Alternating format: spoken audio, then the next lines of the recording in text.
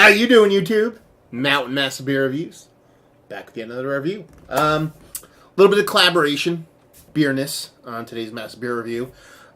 Civil Society Brewing and Coppertail Brewing. Coppertail, I'm a fan. I've only had a couple things from them. A box that was sent to me from Florida about a year ago had one of their beers in it. I loved it, and since then I've had a couple things here and there.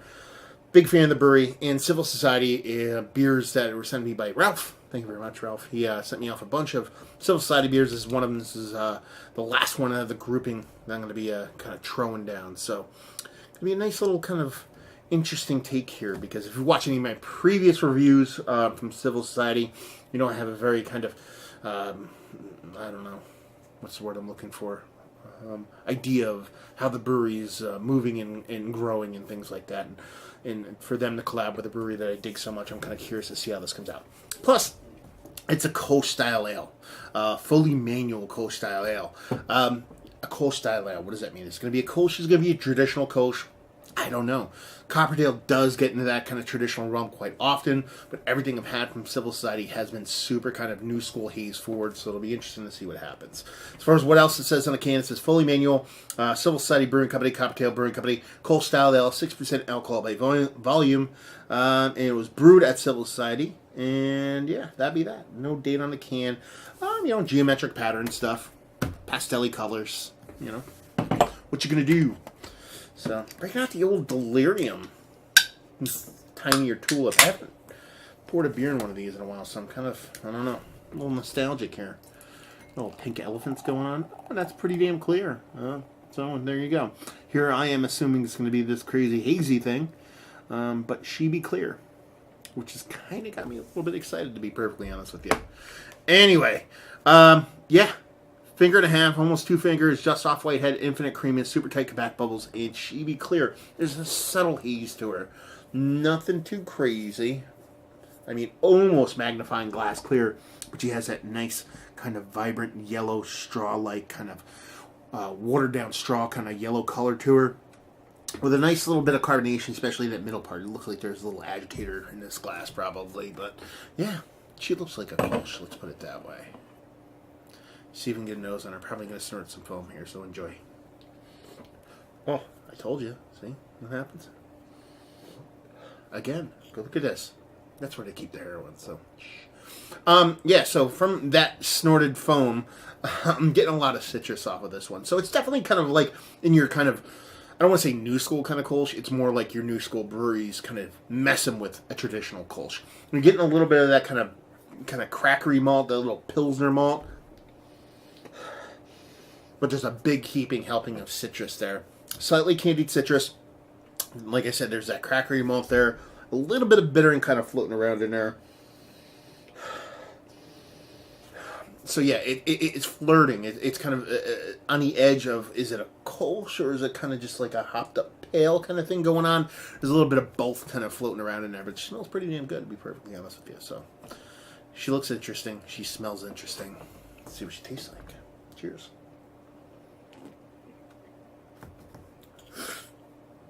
I'm going to sneeze because of all that foam. Oh! Excuse me. Yeah. Again. Wow. Okay, anyway. Apparently I'm allergic to snorting foam. That's what we've learned today at Massive Beer Review, so hopefully you guys enjoyed this lesson. No, but anyway. It's got a nice vibrance to it.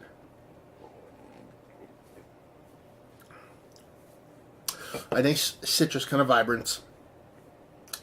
Again, apparently this is going to happen the whole review, so enjoy. A nice citrus kind of rindy vibrance to it. Slightly candied, slightly bittering, nothing too crazy. That kind of crackery malt is definitely kind of floating around in there, but that little bit of citrus kind of takes it over. A little bit denser than what you typically expect from a Kolsch, but in no way a dense beer. That's pretty much it. I mean, it's definitely flirting on that line between like a pale and a Kolsch. Is it lagered, traditional in a little sense, kind of funky little lager yeastiness? I don't know. Maybe. I could see it, but with that added kind of bump of hops, especially new school hops, that citrus hops, it kind of eats that kind of subtlety. You know what I mean? It kind of just pushes that subtlety to where it's kind of hard to pick up. But again, getting that malt in there, getting a nice citrus. So yeah, somewhere between like a pale and a Kolsch, but in a really good way. Tastiest beer I've had from Civil Society. Yes, it's a collab, but you know, one of their other beers I did was a collab too, so kind of lumping them all together. Feel like there's a lot of Coppertail influence in here. They do kind of like their Belgian beers. They're kind of more traditional sense beers, so you're getting that in here, but with that kind of new school kind of hoppiness, you know, it's a little bit of both breweries, but I think it works really well. So let's talk about it. It's one of the better Kolsch's I've had as of late. Kolsch styles. Yeah. I mean, traditional, it's not, what's the phrase I'm looking for? Words.